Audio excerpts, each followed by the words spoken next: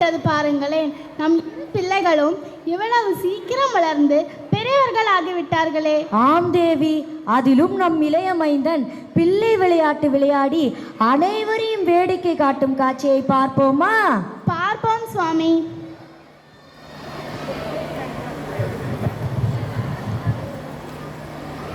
காட்சி 2. பங்கேற்போர் முருகன், விநாயகன், பிரம்மன். முருகன் பிரம்மனுக்கு வணக்கம் தெரிவிக்கும் காட்சி.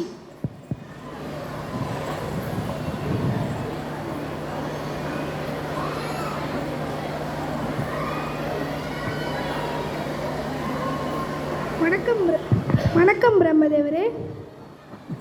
அண்ணா, பணிவோடு நான் வணக்கம் சொன்னதையே பொருட்படுத்தாமல் ஆணவத்தோடு நான்முகன் செல்வதை கவனித்தீர்களா? தம்பி, தவறாக பிரம்மாவை அப்படி நீக்காதே. அவர் ஏதோ நீண்ட சிந்தனையில் இருக்கலாம் அல்லவா? படைக்கும் திறனை பெற்ற நான்முகன் இப்படி தன்னை மறந்து சிந்தனையில் ஈடுபட்டால் இவரது சிருஷ்டியில் மனிதன் மிருகமாகும், மிருகம் மனிதனாக மாறிவிடுமே. முருகா, நாமோ சிறு பிள்ளைகள், அவர்களோ பெரியவர்கள். சிறியவராக இருந்தாலும் பெரியவராக இருந்தாலும் பணிவுக்கு பதில் பணிவு காட்டாவிட்டால் அதற்கு பாடம் கற்பித்தே ஆக வேண்டும்.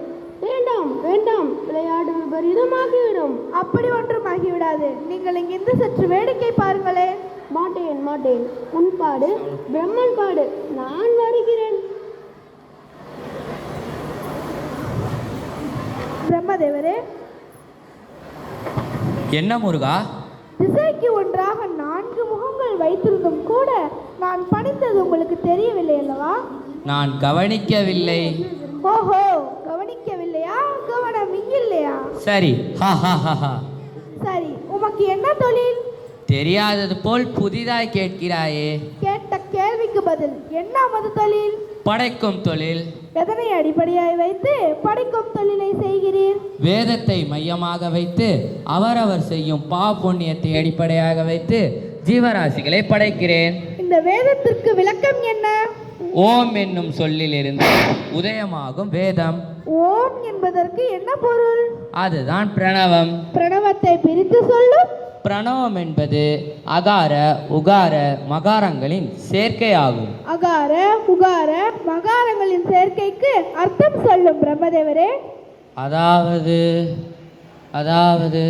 ஏதாவது அகரம் என்பது என்ன? அகரம் என்பது என்ன உண்மையிலே எனக்கு அதற்கு பொருள் தெரியவில்லை. ஆனால் போதும், வேதத்தை மையமாக வைத்து படைக்கும் திறனை பெற்ற உமக்கே அர்த்தம் தெரியவில்லை என்றால் அது மாபெரும் வெட்கக்கேடு. நான் முகனே, வாருங்கள். இப்படி வேதத்திற்கு நீர் விளக்கம் சொல்லும் வரை விடப்போவதில்லை. தலைகடம் வேரோடு ஓடிய தக்க தண்டனை கொடுக்காமல் இருக்க போவதில்லை.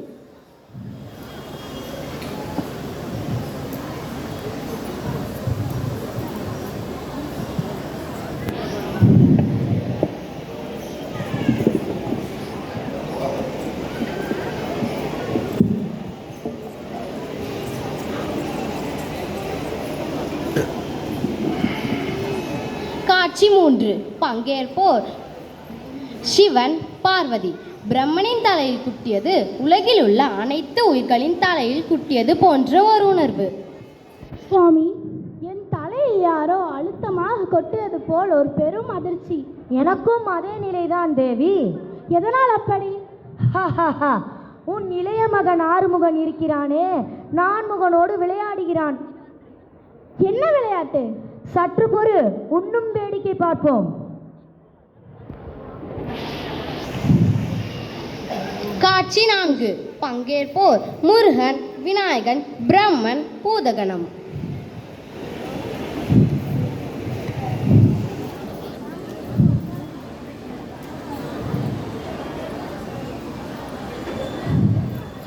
பூதகணமே,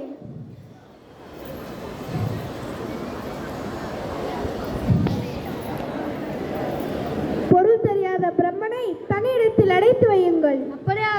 தம்பி, அண்ணா, நீங்கள் பேசாமல் இருங்கள். முருகா, என்ன விளையாட்டு இது? என்னை சிறையில் அடைத்தால் படைக்கும் தொழிலை யார் பார்ப்பது? அதை நான் பார்த்துக் கொள்கிறேன். நீங்கள் சற்று ஓய்விடுங்கள். இழுத்து செல்லுங்கள் பிரம்மனை. வேண்டாம், நானே செல்கிறேன்.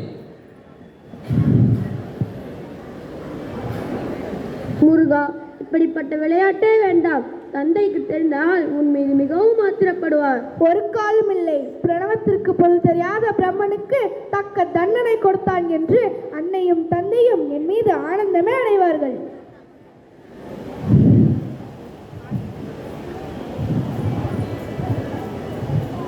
காட்சி 5 பங்கேற்போர் முருகன் பார்வதி.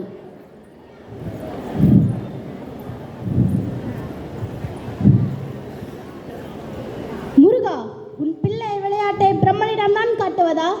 இதைவிட மும்மூர்த்திகளில் ஒருவராக விளங்கும் நான்முகனை நேற்று பிறந்த நீ தலையில் கொட்டுவதா?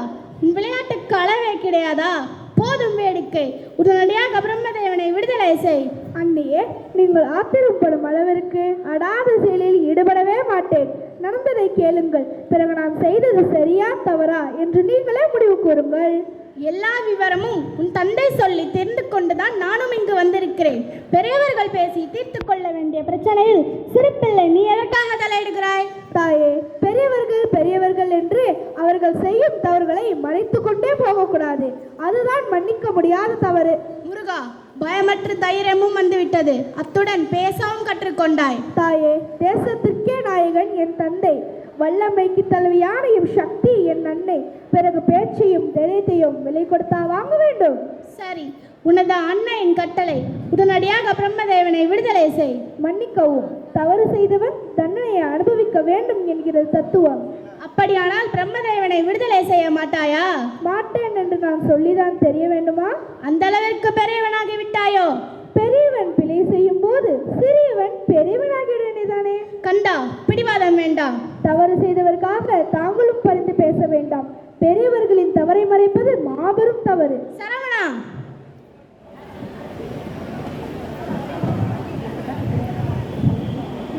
காட்சி 6 பங்கேற்போர் சிவன், பார்வதி, முருகன், விநாயகன், பூதகணம். முருகன் தன் தந்தை சொல் கேட்டு பிரம்மதேவரை விடுவிக்கும் காட்சி.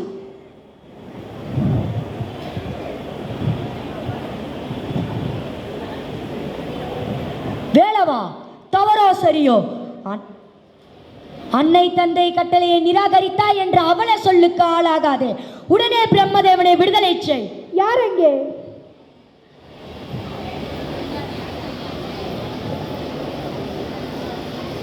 அடைத்து வைத்திருக்கும் பிரம்மதேவனை உடனடியாக விடுதலை செய்யுங்கள். அடைகிறேன் சுவாமி. அடைத்து வைத்திருக்கும் பிரம்மதேவனை உடனடியாக விடுதலை செய்யுங்கள். அப்படியே ஆகட்டும் சுவாமி.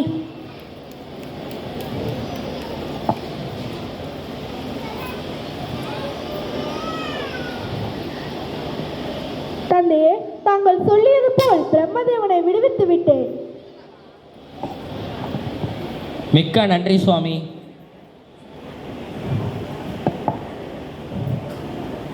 சண்முகா, நீ மட்டும் என்னுடன் வா.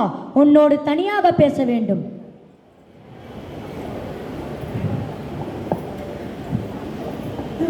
தாயே, தம்பியிடம் நான் அப்போதே கூறினேன். இப்போது தந்தையின் கோபத்திற்கு ஆளாக போகின்றான். விநாயகா, ஒரு தத்துவ நாடகம் ஆடுகிறார் உன் தந்தை. அதற்கு தலைவன் தகப்பனா பிள்ளையா என்று பொறுத்திருந்து பார்ப்போம்.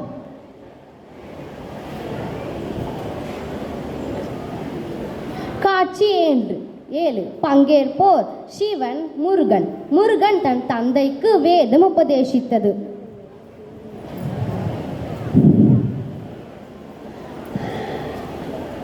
முருகா, என்னதான் சமாதானம் கூறினாலும் படைக்கும் தொழிலை மேற்கொண்ட பிரம்மதேவனை சிறையில் அடைத்தது மாபெரும் தவறல்லவா?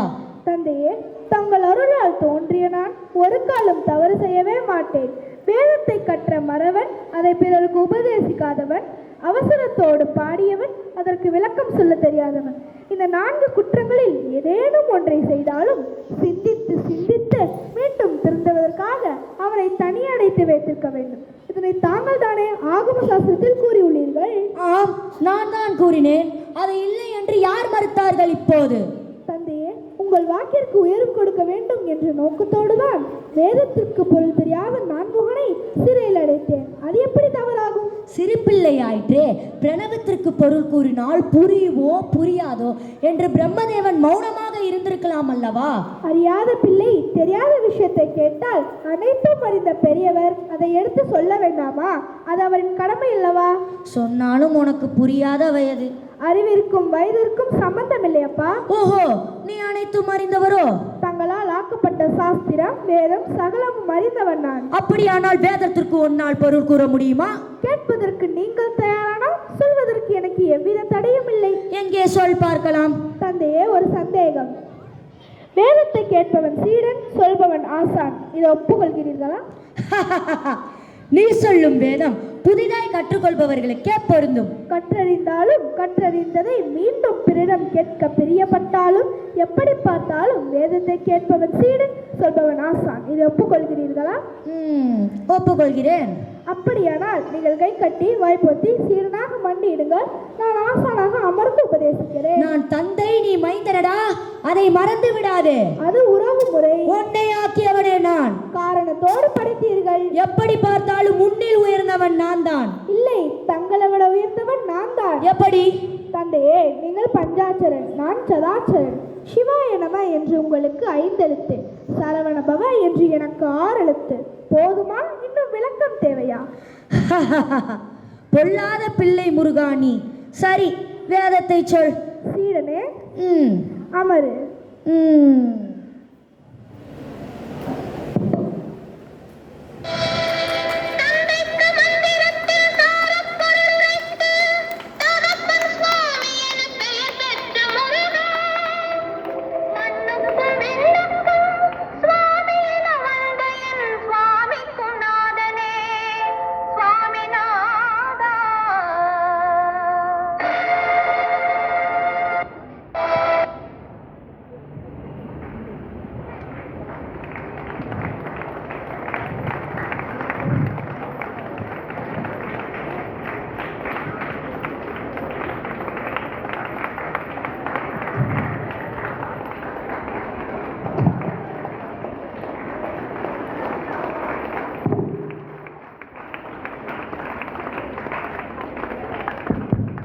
முத்தமிழில் ஒன்றான நாடக தமிழை அழகாக நடத்தி காட்டினர். மேலும் பிரணவ மந்திரம் என்பது ஓம்.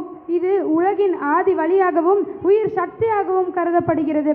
அகார, உகார, மகர என பிரிக்கப்பட்டு படைத்தல், காத்தல், அழித்தல் ஆகியவற்றை